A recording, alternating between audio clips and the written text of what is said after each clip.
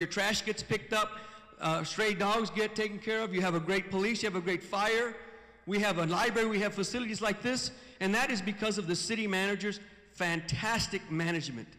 That woman is very smart, she's tough as nails, but she is smart and she's fair, and she works for the mayor and city council. So if the mayor and city council were not happy with her, they would have gotten rid of her. But because she does such a good job, they keep her, because she's running this city well. And again, I trust city government, and she's doing a great job as our city manager. Excuse me. The final proposition about the binding arbitration, he is correct in most of what he said, but this is where the fairness comes in. The fire union gets to choose when they go to impasse. He's right, each side picks somebody, and then together they pick one person. But they don't even have to go to the negotiating table. They can, at any moment, say, you know what, we're at impasse, we want to go to binding arbitration. Not even giving the city the opportunity to negotiate and talk and try to figure things out. That's why it's not fair, ladies and gentlemen. And they would be the only union, not the police union, only the fire union that would have this ability. And in my opinion, that is wrong, and that's why I'm saying go vote no. Thank you for listening. Steve, thank you all very much. Steve, without getting into the propositions specifically, why do you think these propositions were brought forward to the voters? And you'll have 3 minutes and 2 minutes rebuttal. That's how we'll do it. I kind of already covered that with my first piece. It was groups of people from the city that wanted to see these things happen. So understand, we're the guys that are out on the streets with you every day. We're the ones that look out for you. But I think when you start looking at these different propositions and why people do things, they start doing the research to figure out what's going on. And so I think the biggest driving factor with the things like Proposition B was people looked and said, here's the city manager that's the highest paid city manager in the nation. But then we have WalletHub come out and say, we're only the 99th best run city in the nation. I don't know what would happen if I showed up to my job and I said, well, it's going to take me 10 minutes to get on the fire engine and head to the fire, but that's okay because I can fall way back in the rankings. No, if we're going to pay you the most money in the city, in the country, I expect you to be in the top 10. I don't think there's anything wrong with that. And at the end of the day, that's what matters is, are we getting what we paid for? The answer is no. And I think that's the thing across the board. When they're looking at council and the decisions that are made, I know everybody in this room, there's been a decision made that they're like, man, is that right or wrong? I don't like it. But you may say, you know, I'm gonna get 20,000 signatures, but then you go, you know what, 51% of the people here, they're not gonna agree with me, so why do I even try? Austin's had this for 25 years now. In Austin, there's been 3 times that there's been an ordinance challenged. So remember that. It's not gonna be an election every couple months. That's not how it's gonna work.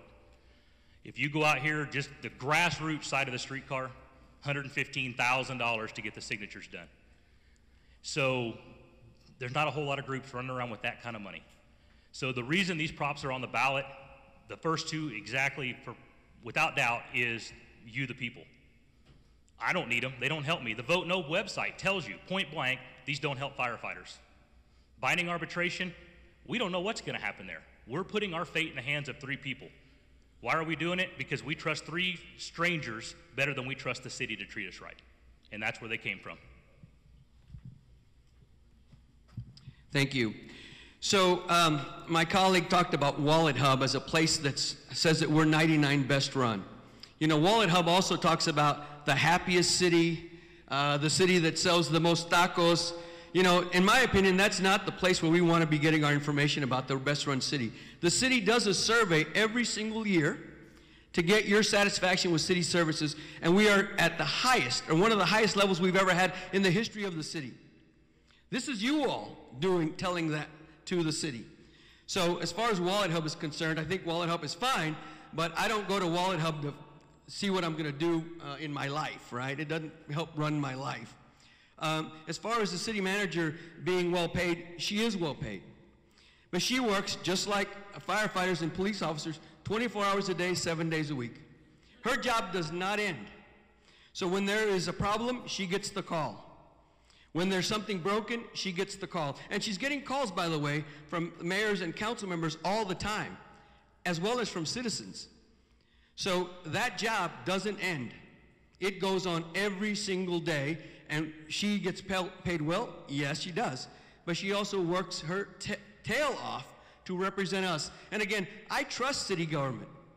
The government is being run very, very well. We are one of the best run cities in the entire nation right now today, and we're all beneficiaries of that. So it makes sense for us to be able to have a well-paid city manager. And I can tell you, lowering the threshold to 10 times the highest level paid employee, the city manager of Bryan, Texas, a city of 86,000 people, that city manager right now today makes $300,000. That's the level that we want to, that this proposition would cap, $300,000. So we want to pay the city manager of Bryan to come and run this city, a city of 86,000 people. This is a city of 1.4 million people. So there's no comparison, and I don't think it makes a lot of sense, and I ask you to please vote no. If Proposition A, the referendum proposition, passes, which items do you believe would be challenged by the referendum? Can you provide examples of an ordinance or initiative that has been previously approved by City Council that you think would have a referendum? Well, let me start off by saying, you heard my colleague say $115,000 is what it took to get the signatures for the for a previous initiative that they had. So $115,000, that means special interests can raise $115,000 to go get the 20,000 signatures they need to be able to go against something. So an example of what might happen could be a zoning case. In fact, in today's paper, how many of y'all read the newspaper?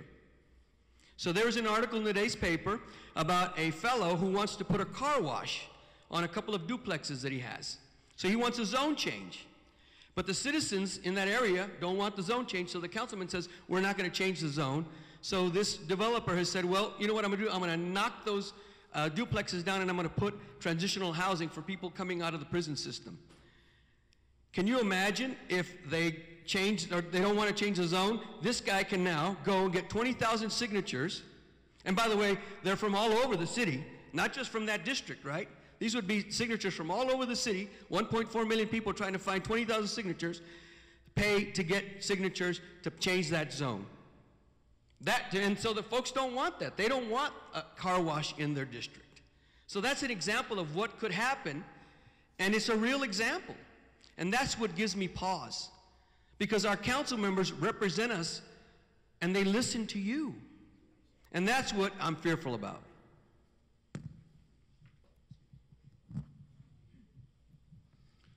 All right, so they're going to put the car wash up next to your house. They're going to go grab the 20,000 signatures. Are you going to go and vote on that? That's not something that's going to come up here. That is not the issue that's going to come about. The people of this city are not going to hurt the other people of this city. That's not how we work. What do we talk about with San Antonio all the time? This city, you can go anywhere else in the country, and I've been all over doing all kinds of things. This is by far the nicest people I've ever met. They're not going to do something to harm their neighbor. That's not the way we work. Now, what are they going to do? I can tell you one of the past things that jumps out at me is the Vista Ridge project. Your water bills are going up through the roof. I just saw something earlier today. It's going to jump another $20-something a month. So how does that impact the elderly people in this city that are on a fixed income? That's the type of decisions that the city council makes that are going to get challenged by this. That's the type of things that they're going to go out and say, you know what? No, you're not going to do that to me. And I'm going to tell you right now, I don't trust these people. I don't trust the government. None of us should. That's not the way these things work. They've shown us time and time and time again that they don't always have our best interest at heart. Look at this very organization, the Vote No. We got a guy running Vote No that got $18 million for some soccer fields. $18 million. And a few months later, he's running this stuff. What happened? Well, all of a sudden, the professional soccer team didn't come to San Antonio. It went to Austin. So the city bails him out to the tune of $18 million, and now all of a sudden, he's running the campaign. We got another organization that got $6.2 million in tax abatements to move an IT department from I-10 to downtown. To me, tax abatements are things that are supposed to be used to bring businesses here so we get more jobs, not to take care of the people that are already here, and then that company in turn turns around and hands over a bunch of money to Vote No to get things done. So look at how this works. It's the people that are feeding at the trough downtown, that's your tax dollars, that are the ones that are pushing the Vote No initiative. All right, next question. It's really the next question. Steve, how will propositions A, B, and C affect the city's financial standing? What is the city's bond rating now, and what do you think will happen if the propositions pass? All right, so we talked a little bit ago about Austin. Austin has a AAA bond rating, has the same initiatives on the ballot. So when we start talking, and we can get in the weeds and go really deep in this, but we don't need to. I'm going to make it simplified for you. When those bond rating agencies look at things, they say, all right, is your city growing? Yes, we're growing. Are you paying your bills? Yes, we're paying our bills. Are you going to be able to pay your bills in the future? Well, we don't know that one because it depends on what council does. Number 4 is pensions. And so when you look at our pension is the fire and police side is used across the state as the example of how to do things right. So when Dallas and some of the others got in trouble, state government stepped in and said, you're going to do it like this. So let's go back to that number 3. What the rating agencies have said, and there's no warning letters, just so you know. That's one of the things that's been the fallacy is there's these warning letters from Moody's that says they're going to drop our credit rating. Well, the interesting part to that was all the open records requests that went to the city, to SALS, and to CPS, all 3 of them came back and they said, we don't have any such letters. So I want you to think about that. No such letters. They'll point and say, well, there was some statements that came out. Yes, twice a year statements come out from the rating agencies. What those statements say is basically if council can't figure out how to manage their money, then yes, this could drop the credit rate, this could drop the bond rating. The bond rating's not going to drop because these passed. Nobody stepped up and said that. None of the credit rating bureaus. Yes, they've talked about the fact that if council can't manage that, then there's going to be a problem. But at the end of the day, if you pass these, you got 20,000 signatures and you can take it to a vote to fix the stupid things that council puts money into. Richard, how will propositions A, B, and C affect the city's financial standing? What is the city's bond rating now, and what do you think will happen if the propositions pass? I think what will happen if the proposition passes, our taxes will go up and we'll get less services. And so my colleague is correct. The rating agencies haven't sent us a letter, but they've sent reports because they just finished reviewing our bond rating, which they gave us a AAA, by the way. But let me read you what it says in one of those reports. And I'm going to quote Standard & Poor's. If voters approve, and I quote, if voters approve the proposed changes to the city's charter in the upcoming November 2018 election, we believe the changes to the referendum process in particular could have a material negative impact on the city's finances. That is from the report that they gave to the city council and mayor. That is in writing, ladies and gentlemen, so there is black and white. That is, if these pass, they believe that is what's going to happen. My colleague talked about the Vista Ridge Pipeline project. You know, one of the challenges that we have, we're a growing city. And the majority of the water that we drink every day, that we use to shower, that we use to bathe our children, comes from the Edwards Aquifer. And that aquifer can only hold so much water. And in the summer, when it's really dry, the water goes down. And one of our Achilles heels to economic development, to bring new jobs here, has been the fact that our water supply is volatile. Vista Ridge is going to bring 50,000 new acre-feet of water to help safeguard our economic development future. And it costs money, but just a couple of years ago, SAWS redid their rates so that the most vulnerable in our community have the lowest rates that exist today right now. Richard, this question's for you.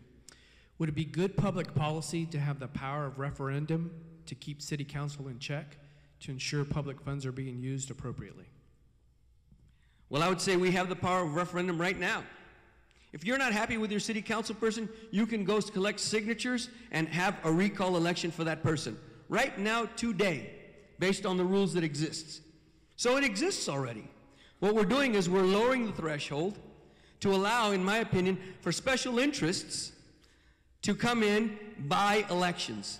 You heard how much it costed to get the signatures for the previous election, $115,000.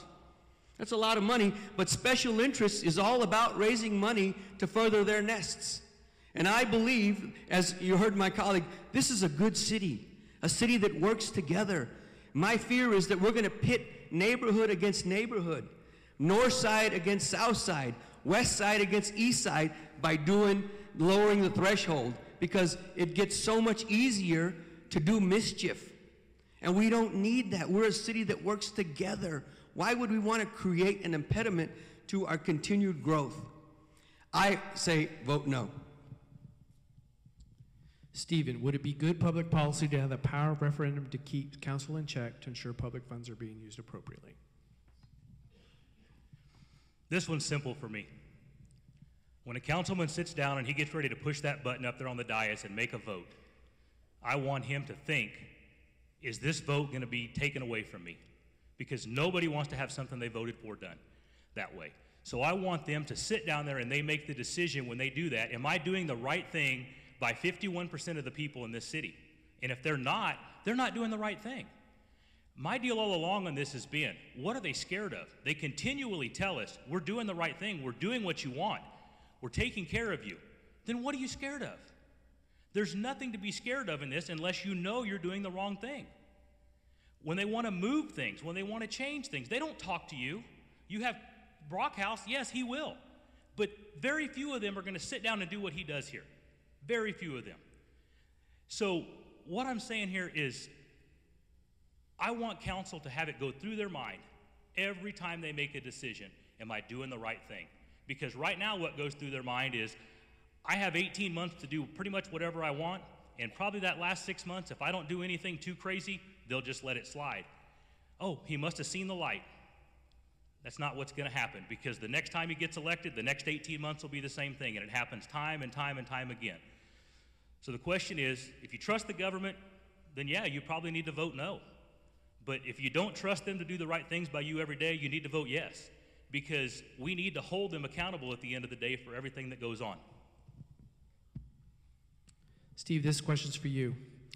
Most citizens who are trying to make a decision on these charter amendments seem to have a hard time getting the exact facts of what these propositions mean. Without getting into the politics or passions of your argument, please factually lay out the position for each proposition as succinctly as possible. I don't have time to just go down the whole list and give them all out, because what I would recommend is go to the Approved by Citizens website, pull up the propositions and read the exact language. Prop A is going to be 20,000 signatures in 6 months. There's a whole lot more rules that go along with it. Prop B is going to limit the city manager's salary and give her a term limit. Go and look. You got to go check it out and see what all's in there, because I don't have time to sit here and quote it all to you. It'll take me 15 minutes to read it all. The binding arbitration piece, I'm telling you, it's long. It's got a lot of parameters of what they're allowed to look at, what they're allowed to use in that arbitration. So just understand that just because we have ballot language in front of us today, that's not actually what's going to happen. What's actually going to happen is what is in those propositions, and it's going to lay all that out completely and totally. So you notice that on the Prop C, it doesn't say anything about looking out for the taxpayer in the ballot language, but actually in the proposition language, it lists that as something that has to happen. It looks about the city's ability to pay. All these other issues are in there, but they're not going to be in the ballot language. So all I'm going to tell you is the best thing you can do is go and look, read the actual proposition language, not the ballot language. I'll tell you this, you can't even find the proposition language on the Vote No site, because all they want you to see is the ballot language. Richard, again, without getting into the politics or passions of your argument, please factually lay out the position for each proposition. Sure. So 70,000 signatures to 20,000 signatures in 40 days, you get 6 months to do it. What that means, it means higher taxes, it means less services. It means a division in our community that doesn't exist right now today. You know, 60, 70 years ago, our community was fractured, right? It was very different, north side against south side. That doesn't exist anymore. And we don't want to go back there, ladies and gentlemen. So I'm saying vote no, because we don't want that to happen. Proposition 2 is about talent. We are handcuffing ourselves to someone to run our city that's going to be less qualified, because we're not going to pay them what it takes to run this city. How many of you all have kids or grandkids that you want them to come and live in San Antonio and earn a great salary because the quality of life is so good here? I want my 3 kids to come back to San Antonio, but I want them to earn the salary that they require for the job that they're doing. Why would we want to lower the threshold on a salary we know the job is 24 hours a day, 7 days a week? We are going to limit ourselves in our talent, and it's going to hurt us as citizens. And the third one, about the binding arbitration, we're opening the door to the special interests of the fire union. They are the ones that will choose when to go to binding arbitration. One group, the fire union. They will decide when to go to binding arbitration. Not any of us. We won't be able to call Councilman Brockhouse and say, hey, talk to the fire union. It's a union decision solely. We have no voice in that whatsoever. It doesn't make any sense, and I say vote no. Richard, we'll start with you on this one. The city's financial analysis done by Dr. Steve Niven projects a total revenue reduction to the city of San Antonio between $30.6 million and $7 billion over a 20-year period. Again, $30.6 million to $7 billion over a 20-year period.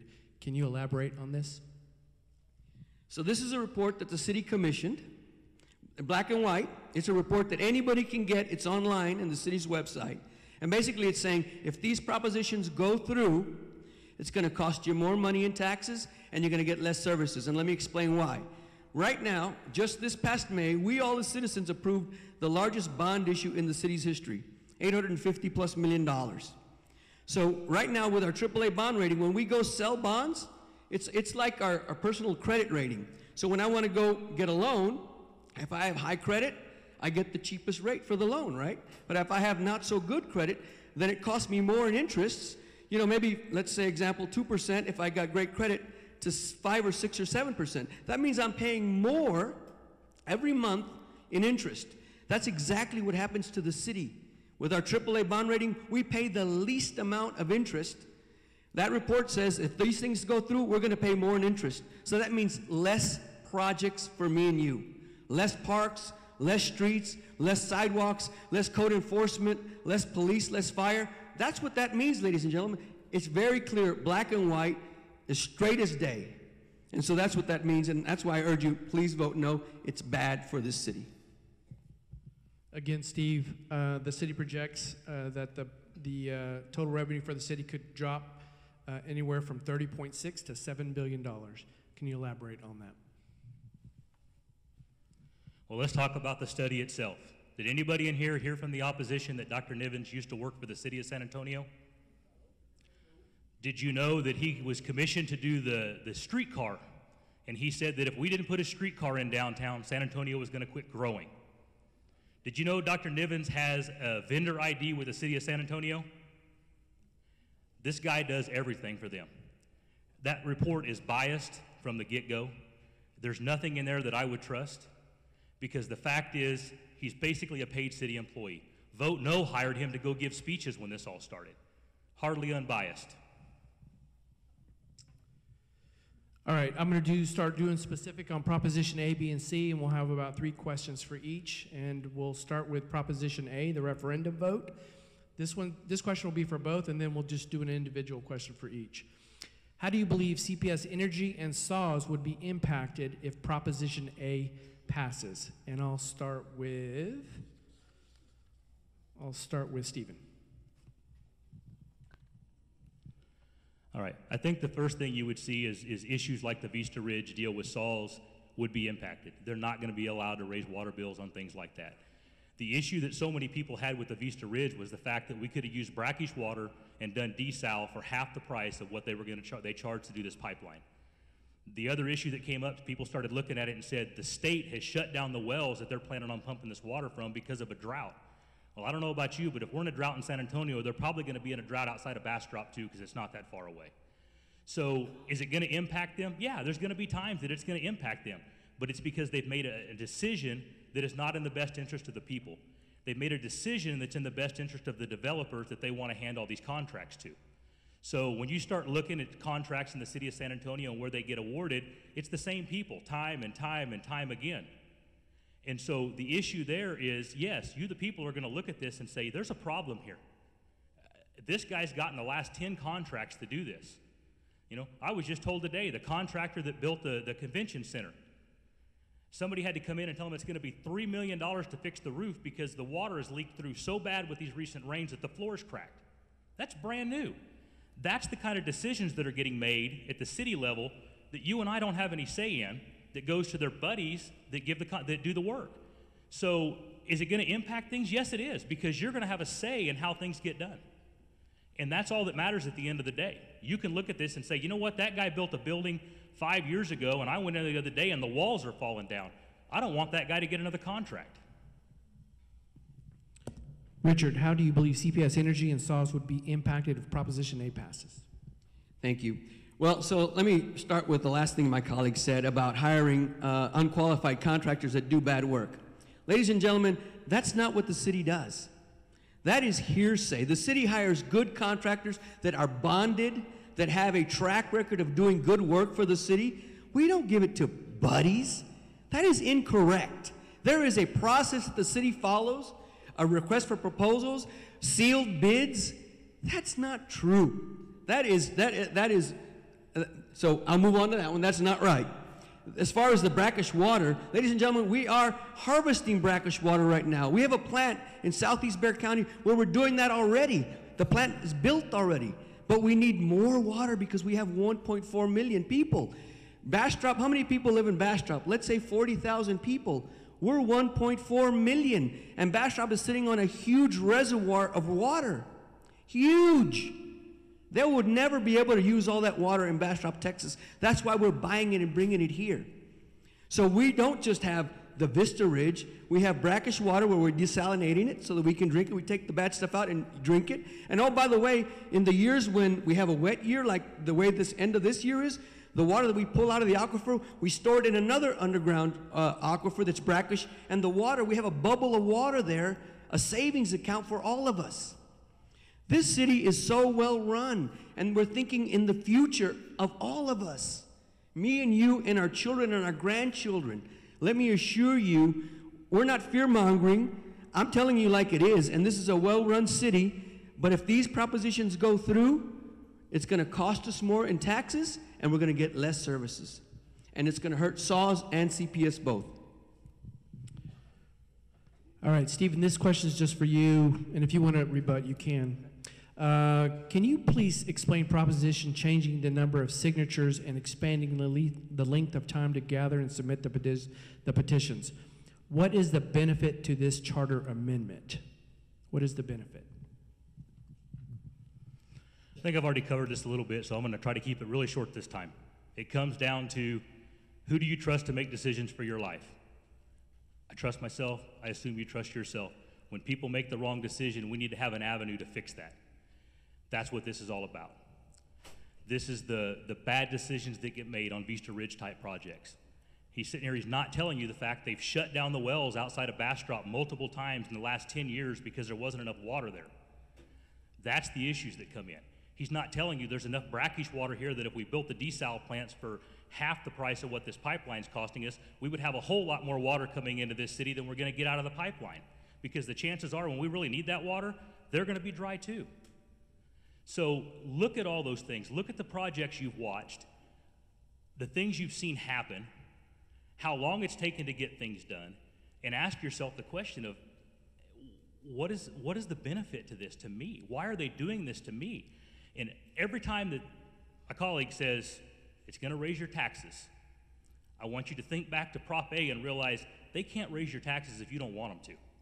You will have the outlet to stop those type of things. So they can say whatever they want to say. They can scare you to death saying your taxes are going to go up. But the fact is, Prop A gives you the power to stop your taxes from being raised. Prop A puts the decision-making process into the hands of special interests. It is that simple. A group can get together, get 20,000 votes, and put anything on the ballot. Anything that binds the city financially, a contract, a zone change. Ladies and gentlemen, we don't need that. We have right now the ability to select who represents us, and if we're not happy, we get them out in 2 years. We get them out in 2 years if we don't like it. I was on the city council for 4. At the time, you could only serve for two-year terms, so I maxed out on my terms, and I can tell you this, council members are responsive. We listen to what you want. We're not perfect. It's a big city with a lot of different issues. Even a neighborhood by itself could have 2 different issues, and the council person has to choose. That happens. But what happens also when you lower the threshold, people that are upset, people that are mad, and there's a lot of mad people in this, there's some mad people in this city, then they get the ability to become a force. And we don't need that because we're a good city that trusts each other. We work together to solve problems. We go to the city council meeting, we talk to our council member. Your council member's out talking to you all the time. He's got many neighborhood associations that he attends every month. I did the same thing. And let me tell you one thing, I wouldn't have got elected twice if I didn't listen to the citizens of my district. This stuff that you do what you want for 18 months and in the last 6 months you listen, y'all are not going to be fooled by that. That doesn't make any sense. You all are smart. You can see through this fear-mongering, and I urge you to go vote no on all of the propositions. Richard, this is for you. Provide an example of how proposition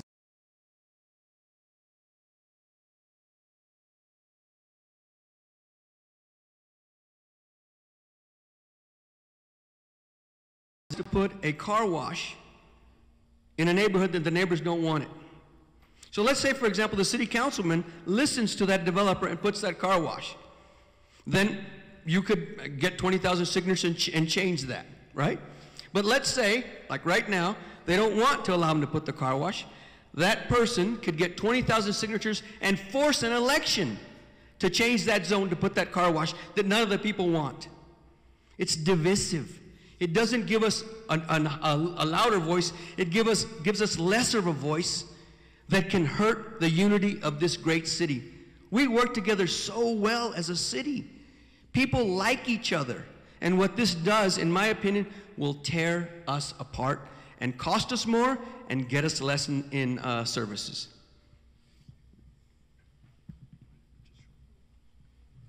All right, let's keep it real short here. So they're going to build a car wash next to your duplexes. And the councilman decides he's going to go ahead and let them, and he'll change the zoning. If you have Prop A, you can undo that. The argument works both ways. Those people can go out and grab 20,000 signatures if they want to go grab 20,000 signatures, but ultimately it becomes your choice to vote. And how you vote on that makes all the difference. So when council does the wrong thing and they say, yeah, go ahead, put a car wash there. Do whatever you'd like to do. We don't care. I just need a campaign contribution at the end of the month. You have the ability to stop it. All right. Proposition B, the term limit one and the 10 times the lowest paid for the city manager, for the lowest paid city employee. If this proposition passes, how will an 8-year term limit and limited compensation impact the operations of the city in terms of basic city service? Be specific. I already brought up the Wallet Hub issue, and they're showing us the 99th most efficient city in the nation. We're the highest paid city manager. That means there's 98 cities under us that are better run and more efficient than San Antonio is. I don't see a problem with this at all. I think the problem is we're looking at the long term, and people say, well, it may not impact Sherrill. You're right, the term limits will not impact Sherrill. But I'll tell you once, when I was a kid, I reached up on the stove and I touched a hot pan and I burned my fingers. And that was the last time I did it. And so with this proposition, I'm looking at it going, we learned a lesson with Cheryl Scully down there. She's been there 13 years. She runs that city. The council people are scared to death of her. She's setting the agenda. So my question to you is, when you look at this proposition, should we not learn from our past mistakes? Is that not what we're taught by our parents from the time we're little bitty? Learn from the mistakes you made and go on and do something. Don't ever make this mistake again. So is it going to impact the city? No. There's 98 other cities out there that are more well-run than San Antonio is, according to this independent company, Wallet Hub, that's running these deals. So are we going to end up with somebody here that's not qualified? No. That's not what's going to happen. Somebody wants to come here and work, and they know the average span is 5 to 8 years. That's all a city manager stays. We're looking at 13 in a position that has nobody to manage it in terms of you have to depend on council. Well, if you have all the skeletons in the closet, is council ever going to fire you? That's not what's going to happen. We've seen what's happened in this city with her, and we need to take away the ability for another city manager to get that strong and amass as much power as she's done and not have any checks and balances by the people on that. So this is your chance to put a checks and balances on the city manager position in the city of San Antonio. So I'm just going to urge you to vote yes.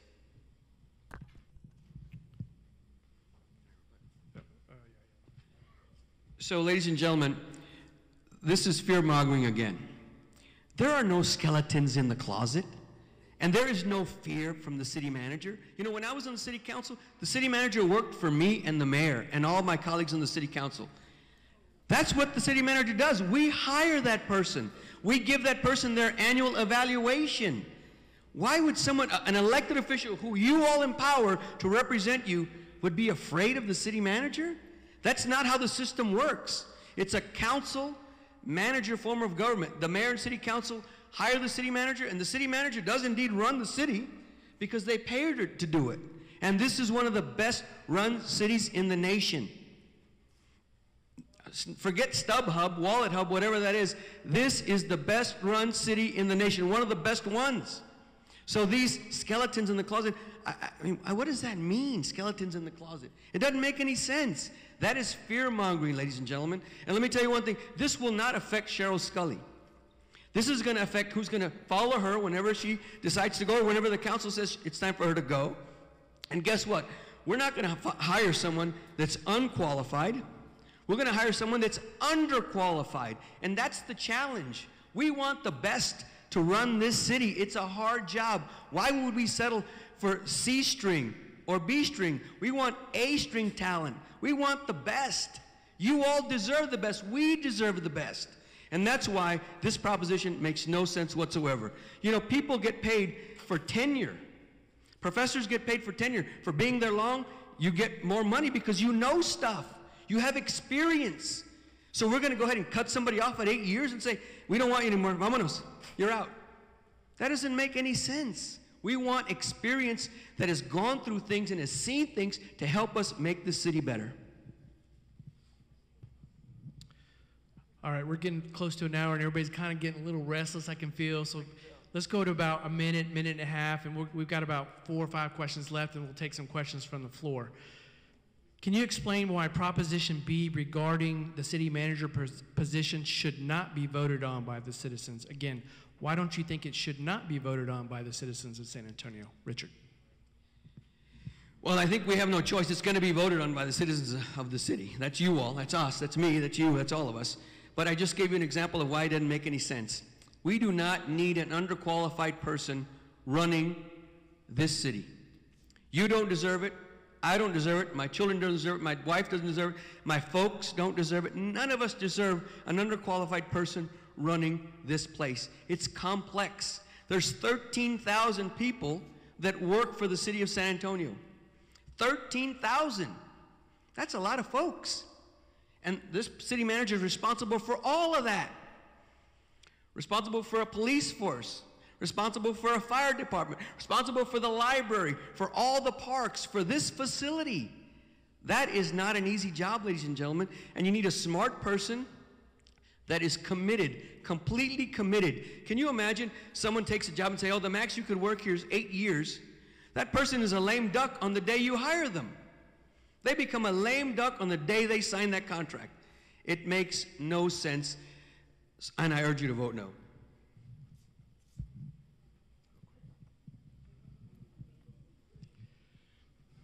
All right, so we're sitting here being told council's going to take care of it. They're going to handle it. I told you we're the 99th most efficiently run city in the nation. Yet they thought it was prudent to give her a $75,000 bonus. That's where the ludicrous part of this comes in. My colleague here doesn't want to say, man, I made a bad mistake when I told you a minute ago I said to bring her here. But the fact is, if we're 99th and you're the highest paid, there's a serious problem there. You can't do that at your job. They'll run you out in a heartbeat. Hey, boss, I know I make more money than everybody else, but I just don't want to do anything today. That's not how things work. So if you're going to get a bonus, then there needs to be stipulations to that. And the problem is here, we can't trust council apparently to get the right thing done. If we're 99th and we're the highest paid and we're given $75,000 bonuses, man, I'd like to have that job. All right, last question. I'm going to cut it short because I checked Proposition C. We basically covered that. So this is kind of the last question, and I'll take some from the audience. And basically this question is, do you think these charter amendments are on the ballot because of poor city leadership or something else? I'll start with Stephen on this one, I think. I think these propositions are on the ballot because the people in this city felt like council had gotten to a point that they did things for other people other than the people that are sitting in this room. When they started looking around and they saw things that were happening that they didn't agree with, and they went and they talked to their council people about it, and they got shot down or told that it was none of their business or told, I'm not going to deal with that, they got upset. That's why these are on the ballot. A and B, 100% citizen driven. Poll Cheryl Scully, one of the lowest polling people in the city. So when you start looking at these things, people are upset, and they have a good right to be upset because it's them that's being hurt at the end of the day. It's your tax dollars going to pay the 99th best city manager in the nation, the highest wage in the nation. It's your tax dollars that are being spent on a pipeline to run from Bastrop here when the wells up there go dry. There's all these things that happen in this city that people are upset with. And it's time that we take our city back. It's time that you have the power to take our city back. And I urge you all to go and vote yes and take your city back.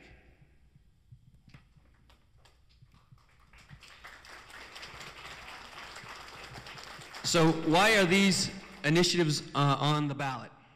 They're on the ballot because the fire union is not happy with the city manager.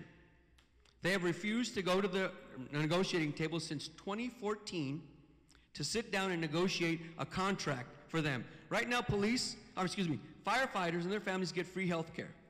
Who gets free health care here? I don't. I have to pay for myself and my family. And there's no other city employee, by the way, that gets free health care. No other one. No, but not city employees.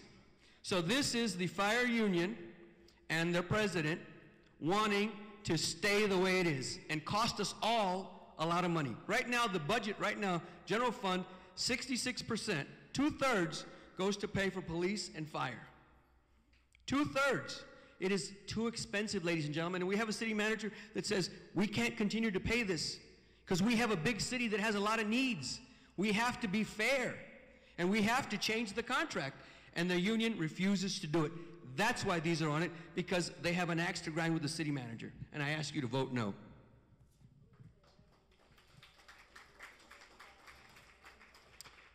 All right, I'm going to open up the floor for a couple of questions, and then we'll have each of them close out with about a 2-minute closing statement. Yes, ma'am, in the front. Can you stand up and talk loudly, please?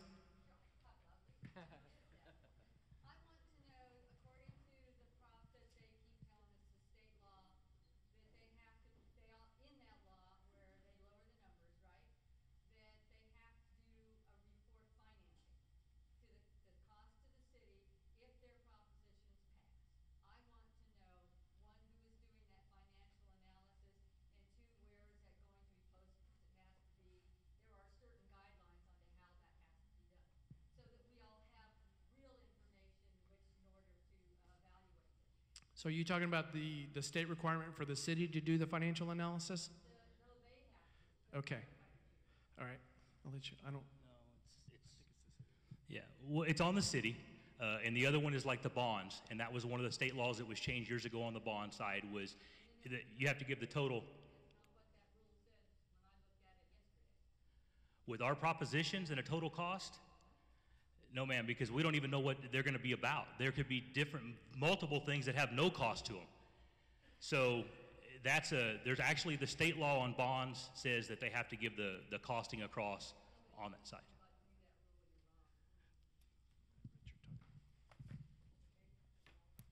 So law requires that the city do a report on the financial implications of the changes to the charter. And that was the report that my colleague impugned and said the guy works for the city and all this.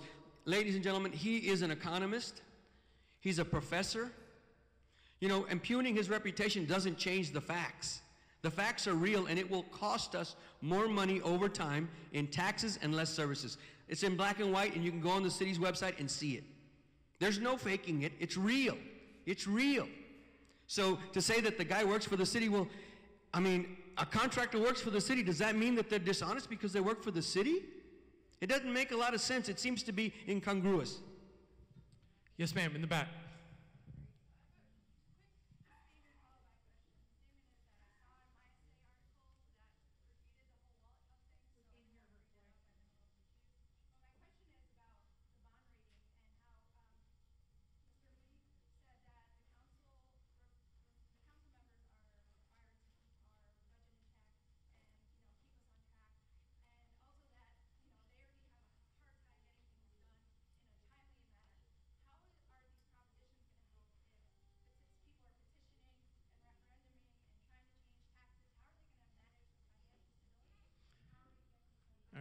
So the question is, how is if we pass these charter amendments, how will the city keep up with the financial management of the city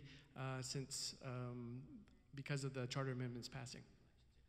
So her point is, exactly the point that I'm making, is that means that we're going to have more elections.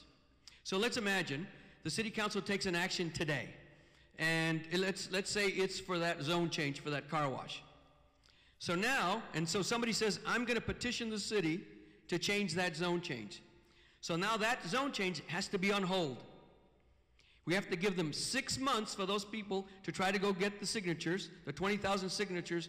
Oh, and then we have to put it on the ballot to have the election. So that decision now is going to be stuck.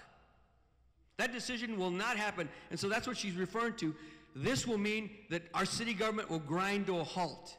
And we'll be having elections all the time, and that is not efficient, and that doesn't help us as citizens. 25 years of 20,000 in Austin, 3 times something's been challenged. Think about that. In terms of your question, when those council people sit down and they have to think, is somebody going to challenge this? They're going to make the right decision. This forces them to be accountable to us, the people, because at that point, they know if I make the wrong decision here, they're going to take it to the 20,000. And it may be one of the 3 times that it's happened in Austin over the last 25 years, but it's going to happen one time here, and the rest of council is going to get put on notice. I better start doing the right thing. Gentleman in the back.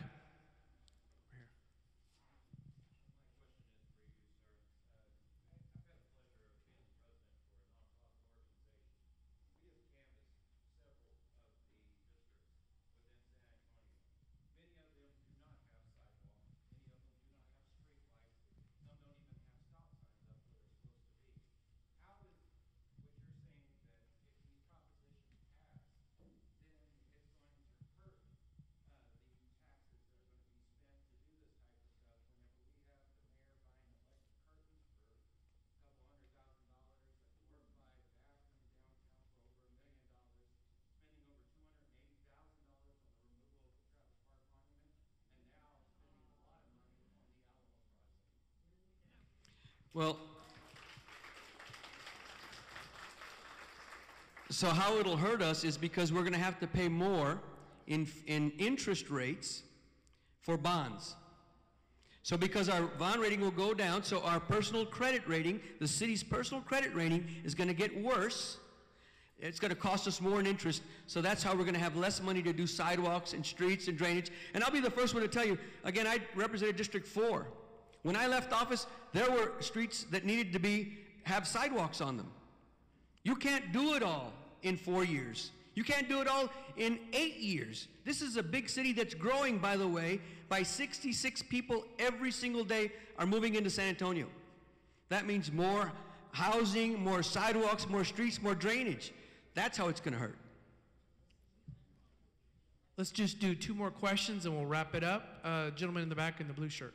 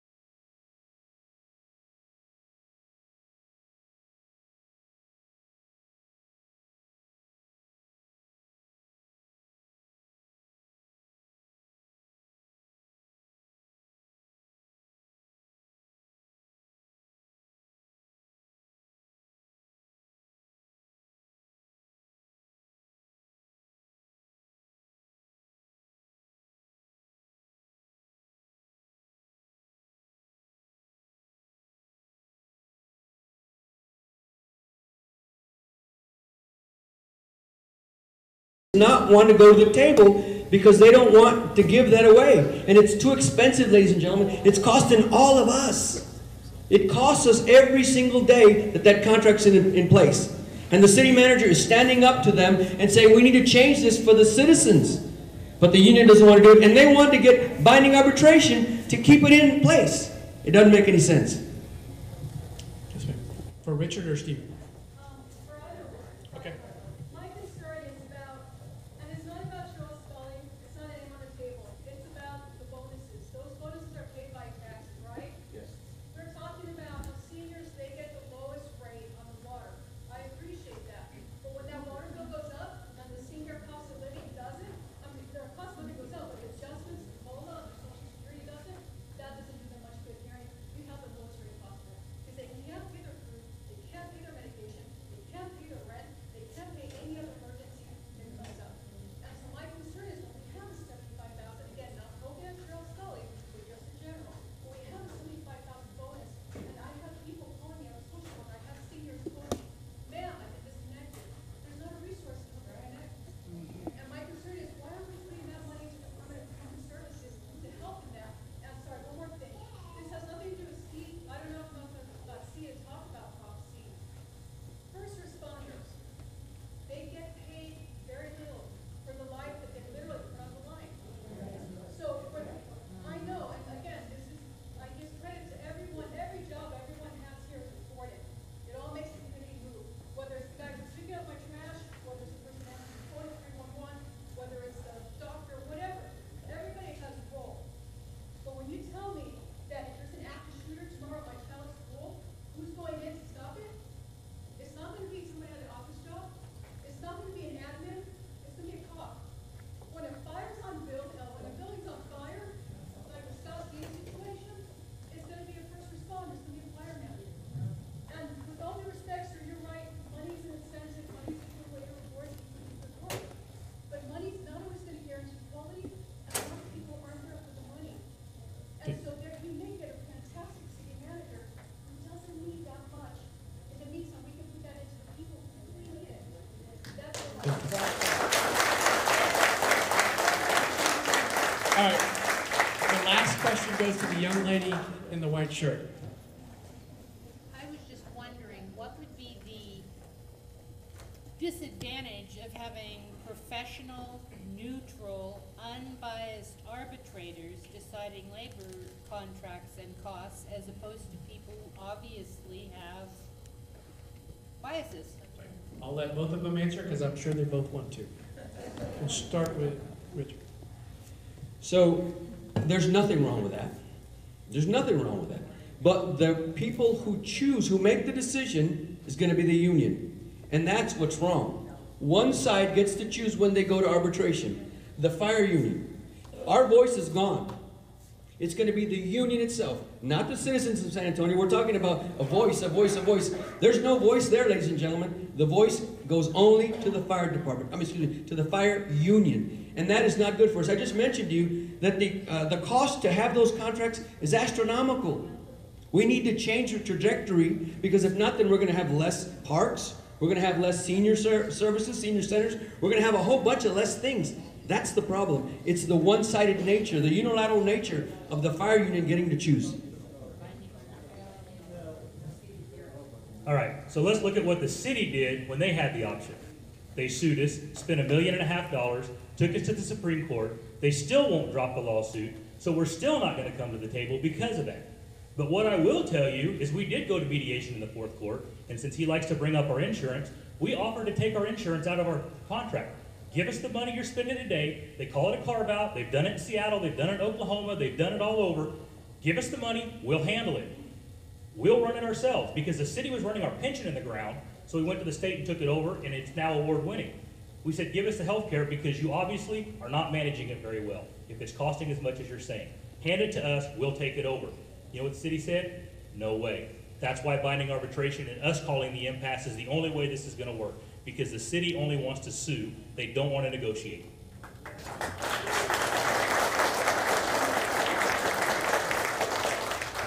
Well, the fireworks weren't too bad. I'm still standing, so that's good. I'm going to close it out and let each of them do about a minute, minute and a half. We've basically heard all the arguments. If you have questions afterwards, feel free to ask Richard or Stephen. They'll hang around for a few minutes. But I'm going to start it off with, did I start with you, right? Ernie? Okay, so I'm going to let Richard start off with about a minute, minute and a half, and then I'll give it to Stephen. Great. So ladies and gentlemen, I hope that I've made a good case on why you need to vote no. It's going to cost us more in taxes. We're going to get less services. It makes no sense for this community long term to vote these things in. It will make it more divisive here. We'll get less qualified talent, and we'll give the decision-making process to the union only. Those three propositions make no sense. It will hurt this community for generations to come. It will stymie economic development. Companies will not want to come here because they won't be able to get anything done at the federal government. You have a voice. You elect your elected leaders every 2 years, and if you're not happy with that person, get rid of them. If you're not happy with them, send them a letter, go talk to them. They listen. This about their skeletons and all that, that's all fear-mongering. That's nonsense. They listen, they're responsive, and I ask you to please go vote no. Thank you, Richard. Stephen. All right, simple question. If they listen, what are they scared of? There's no reason for them to be scared of these props if they actually listen to you. But the problem is they don't. There's a few exceptions, but very few of them. So I'm just going to ask you this. I'll put it to you simple. If you trust this city government to do the right thing by you every day of the week, then vote with Richard. That's fine. But if you think that they're going to mess things up at some point in the future and it's going to impact you, then you need to vote with us. That's just the way it is. It's a simple equation. If they're doing the right thing, they wouldn't be scared of these. Think about that. All it is a way to hold them accountable. And who are the people that don't want to be held accountable? The people that are doing things wrong. That's all I got to say. Vote yes. It's the only way you're ever going to take this city back. So before we close it out, they'll hang around for a few minutes to answer any questions, but I want to thank you for coming tonight. Great questions. I hope it was informative for you. Thank Councilman Lopez for coming by and our representative from the city. And one last thing, I always forget, I usually do this up front, but I always thank our policemen and our firemen for the service that they provide to the city. So thank you very much.